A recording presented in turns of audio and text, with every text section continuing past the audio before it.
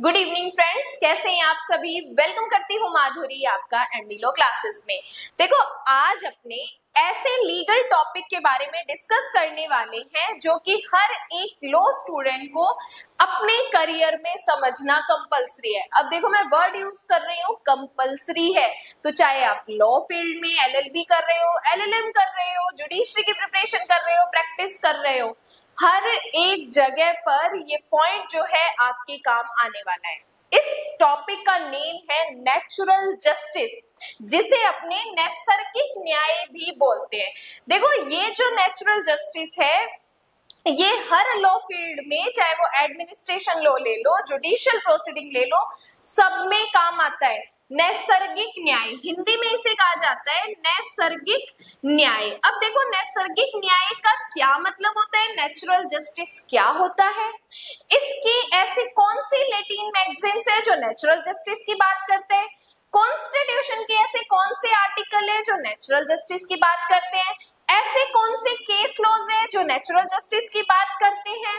तो सारी चीजें आज हम डिस्कस करने वाले हैं। प्लस मैं आपको ये भी बताने वाली हूँ कि ऐसा कौन सा अपवाद है जहां पर नेचुरल जस्टिस साइलेंट रहता है, ऐसा कौन सा केस है जहां पर सबसे पहले नेचुरल जस्टिस की बात की गई थी। तो क्लास बहुत हेल्पफुल रहने वाली है, तो वीडियो में एंड तक जरूर बने रहिएगा और साथ ही साथ अपने साथ बैरेक्ट ले लीजिएगा कॉन्स्टिट्यूशन का और एक्स्ट्रा नोटबुक ले लीजिएगा। जो चीजें बता रही हूँ उसको नोट डाउन जरूर कीजिएगा। देखो, सबसे पहले नेचुरल जस्टिस होता क्या है ये समझना जरूरी है। देखो, नेचुरल जस्टिस क्या होती है, एक लीगल फिलोसॉफी होती है।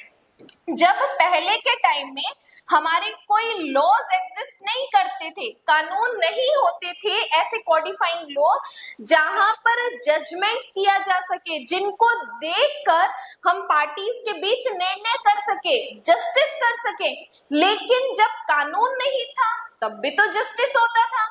तो वो जस्टिस होता किस बेस पे था, वो होता था नेचुरल जस्टिस के नाम पे।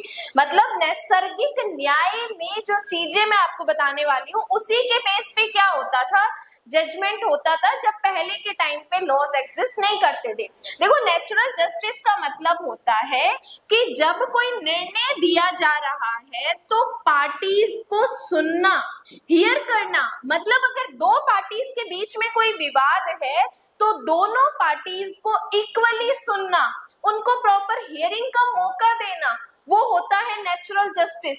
इफ अगर दोनों पार्टीज को सुना नहीं जाता, एक पार्टी को सुन के और डिसीजन दे दिया जाता है, तो ये नेचुरल जस्टिस का वॉयलेशन माना जाता था। मतलब कि इस नैसर्गिक न्याय का उल्लंघन होता था।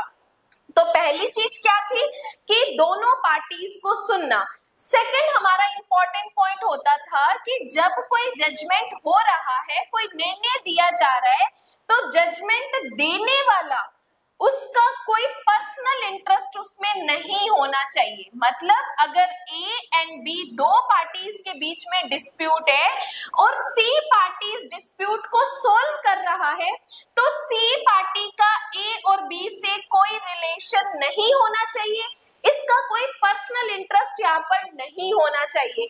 अगर यहाँ पर इस एक व्यक्ति का इन दोनों पार्टीज में से किसी के साथ भी कोई पर्सनल इंटरेस्ट है, तो यहाँ पे इस हियरिंग को नेचुरल जस्टिस के वॉयलेशन माना जाएगा। क्यों?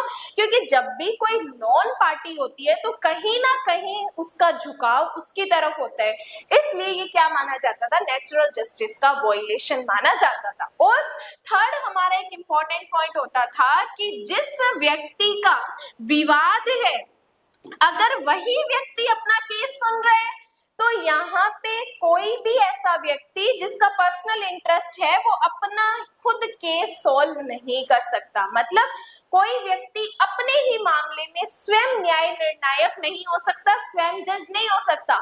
अगर होता है तो ये नेचुरल जस्टिस का वॉयलेशन माना जाता है। तो जब पहले के टाइम पे हमारे लॉज एग्जिस्ट नहीं करते थे, तो इन तीनों बातों को ध्यान में रखते हुए और जस्टिस किया जाता था। तो ये तो मैंने आपको सिंपल एक चीज बताई कि नेचुरल जस्टिस होता क्या है। अब देखो, बात करते हैं पहला नेचुरल जस्टिस, जिसकी इंपॉर्टेंट लैटिन मैगजीम है ओडी अल्ट्रम पार्टम, वेरी इंपॉर्टेंट है। अब यहाँ पे मैं कुछ ही लैटिन मैगजीम आपको बताऊंगी, लेकिन अगर लैटिन मैगजीम्स पे आपको डाउट है, आपको क्लियर नहीं होती है, तो ऑलरेडी एमडी लॉ क्लासेस पे ये जो यहाँ पे आपको दिख रही होगी सीरीज, यहाँ पे मैंने आपको ऐसे इंपॉर्टेंट 30 लेटिन मैगजीन्स या 35 लेटिन मैगजीन्स करवा रखी है, जो कि हमारी जुडिशरी पॉइंट ऑफ व्यू के लिए वेरी इंपॉर्टेंट है। तो इस क्लास के बाद आप वो लेटिन मैगजीन्स का लेक्चर देखिए एंड आप सारी यहाँ पे डाउट्स क्लियर कर सकते हैं।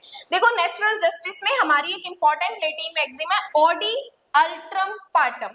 इसका मतलब ये होता है कि हियर द अदर साइड, मतलब एक पार्टी को सुन के आप जजमेंट नहीं कर सकते, आपको दोनों पार्टी को इक्वली सुनना पड़ेगा। अब कुछ स्टूडेंट जिन्होंने जो जुडिशरी की प्रिपरेशन कर रहे हैं, उन्होंने एक एक्स पार्टी डिसीजन के बारे में सुना होगा, एक पक्षीय निर्णय जिसे कहा जाता है। तो क्या ये एक पक्षीय निर्णय इस नेचुरल जस्टिस का वायलेशन नहीं है? इसका आंसर मैं आपको क्लास के एंड में बताऊंगी। तब तक आप मुझे कमेंट करके बताओ कि क्या ये जो एक्स पार्टी ऑर्डर है, क्या ये नेचुरल जस्टिस का वायलेशन है या नहीं है? यस एंड नो में फिलहाल आंसर देना है, लास्ट में अपने इसको डिस्कस करेंगे। अब देखो, इन्होंने क्या कहा, हियर द अदर साइड, मतलब कि जब भी आप कोई ट्रायल कर रहे हो तो भाई फेयर हियरिंग करो, एकदम शुद्ध तरीके से दोनों पार्टीज को सुनो, उसमें आपकी कोई बायसनेस नहीं होनी चाहिए। तो पहला है ऑडी अल्ट्रम पार्टम। दूसरा बात करते हैं नेमो जुडेक्स इन कॉजा स्वा, मतलब कि no one should be a जज इन देयर ओन केसेस या ओन कॉजेस, मतलब कोई भी व्यक्ति अपने ही मामलों में जज नहीं हो सकता। अगर मेरा डिस्प्यूट और मैं उसमें जजमेंट कर रही हूँ तो ऑब्वियस सी बात है अपने फेयर में करूंगी, अपने ही फेवर में करूंगी, अपने अगेंस्ट तो जजमेंट करने से नहीं। अगर मैं करती हूँ तो यहाँ पे क्या माना जाएगा? नेचुरल जस्टिस का वायलेशन माना जाएगा। तो सेकंड लेटिन मैगजीन भी नेचुरल जस्टिस के बारे में बात करती है। अब बात करते हैं कि हमारे इंडियन कॉन्स्टिट्यूशन में नेचुरल जस्टिस के बारे में क्या प्रोविजन दे रखे हैं। पहले ध्यान से सुनना, कहीं पर भी पूरे कॉन्स्टिट्यूशन में डायरेक्ट तरीके से नेचुरल जस्टिस की बात नहीं की गई है, कहीं पर भी नैसर्गिक न्याय के बारे में क्लियरली बात नहीं की गई है। लेकिन इनडायरेक्टली बात करूं तो सुप्रीम कोर्ट के केसेस और वहां पे सुप्रीम कोर्ट की गाइडलाइन से हमें पता चलता है कि कौन से ऐसे आर्टिकल है जो नेचुरल जस्टिस की बात करते हैं, जिसमें पहला आर्टिकल है हमारा आर्टिकल नंबर 14, जो कि राइट टू इक्वालिटी की बात करता है। राइट टू इक्वालिटी में हमें बताया गया है कि किसी भी व्यक्ति का जब आप बात सुन रहे हो तो दोनों को इक्वली सुनोगे, किसी तरीके का कोई भेदभाव यहाँ पे नहीं किया जाएगा। अगर करते हो तो हमारे आर्टिकल 14 का क्या माना जाएगा, जो हमारा फंडामेंटल राइट है, इसका वायलेशन माना जाएगा। सेकेंड आर्टिकल की बात करती हूँ, आर्टिकल 21, जो कि लाइफ एंड पर्सनल लिबर्टी की बात करता है, शरीर और दाह की स्वतंत्रता की बात करता है। यहाँ पर भी इनडायरेक्टली हमें क्या बताया गया है? नेचुरल जस्टिस की बात बताई गई है कि जब भी नेचुरल जस्टिस होगा तो लीगल सिस्टम में भी एक्नॉलेज किया जाएगा। अब देखो, आर्टिकल 14 में इंश्योर किया गया है कि यहाँ पे क्या किया जाएगा? नेचुरल जस्टिस को ध्यान में रखा जाएगा।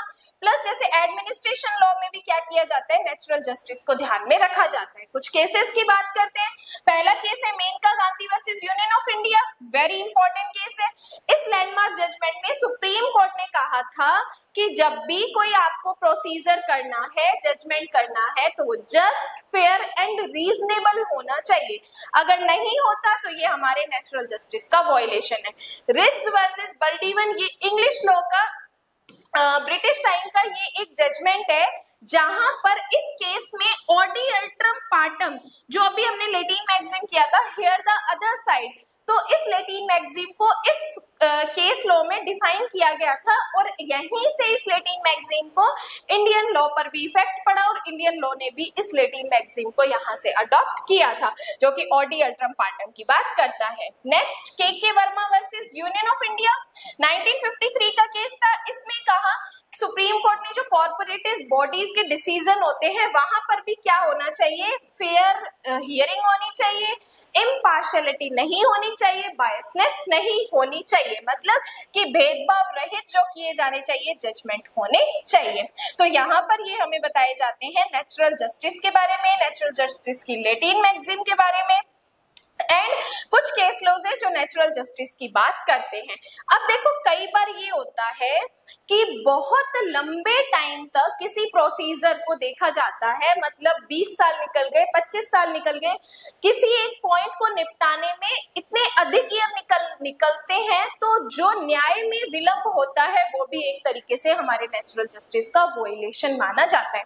अब मैंने एक क्वेश्चन आपसे पूछा था कि ये जो एक्स पार्टी डिसीजन होता है, क्या ये नेचुरल जस्टिस का वोलेशन करता है? तो ध्यान रखना, जब भी कोर्ट एक्स पार्टी ऑर्डर देता है वो तभी ग्रांट करता है जब पार्टीज को बुलाया और उसके बाद भी पार्टीज कोर्ट में अपीयर नहीं होती, उनको सम्मन दे दिया, उनको अवेयर कर दिया, नोटिस भेज दिया, उसके बावजूद भी पार्टी नहीं आती, तब यहाँ पर कोर्ट क्या करता है, एक्स पार्टी एक पक्षीय आदेश जारी करता है। अब यहाँ पे जब कोर्ट एक्स पार्टी ऑर्डर देता है और एक्स पार्टी ऑर्डर देने के बाद पार्टी अपीयर हो जाती है, अपीयर होने के बाद कोर्ट का सॉल्यूशन कर देती है कि सर मेरे पास पर्टिकुलर रीजन है, सफिशिएंट रीजन है कि मैं कोर्ट में क्यों नहीं आ सका। जब वो पार्टी कोर्ट को सेटिस्फाइड कर देती है कि मेरे पास पर्टिकुलर या सफिशिएंट रीजन है, तब कोर्ट इस एक्स पार्टी ऑर्डर को क्या कर देता है, कैंसिल भी या सेट असाइड भी कर देता है। तो यहाँ पे x party order natural justice का वोलेशन नहीं है, क्योंकि यहाँ पे पर्टिकुलर पार्टी को प्रॉपर नोटिस दे दिया जाता है कि आ जाइए कोर्ट में, अगर नहीं आते तो आपके अगेंस्ट भी ऑर्डर आ सकता है। तो पार्टीज को यहाँ पे प्रॉपर अवेयर कर दिया जाता है, जिसलिए हम एक्स पार्टी ऑर्डर को नेचुरल जस्टिस का वोलेशन नहीं कह सकते हैं। तो ये जो भी आपका डाउट था, आई होप ये चीज जो मैं आपको बताना चाहती थी वो आपको क्लियर हो चुकी है, क्योंकि नेचुरल जस्टिस हमारे लिए वेरी इंपॉर्टेंट है। तो ये क्लास आपको कैसी लगी है? अगर हेल्पफुल लगी है तो क्लास को लाइक जरूर कर देना, अपने फ्रेंड्स के साथ जरूर शेयर कर देना। डेली 7 PM अपनी हिंदू लॉ की क्लासेस लाइव चल रही है। 8 PM अपनी 59 रुपीज की मेंबरशिप में भारतीय साक्ष्य अधिनियम BSA डेली लाइव चल रहा है 8 बजे। तो ये क्लास अगर अभी तक आपने ज्वाइन नहीं की है तो 59 रुपीज की मेंबरशिप ज्वाइन करके और ये क्लासेस आप अटेंड कर सकते हैं। डिस्क्रिप्शन में आपको एक नंबर मिल रहा होगा, वहां से आप कांटेक्ट कर सकते हैं। प्लस आप MD लॉ क्लासेस के पेड बैचेस भी ज्वाइन कर सकते हैं, जिसमें अगर आप ऑलरेडी मेंबर हैं तो मेंबर्स को एक्स्ट्रा डिस्काउंट भी दिया जाता है। बाकी आज के लिए धन्यवाद।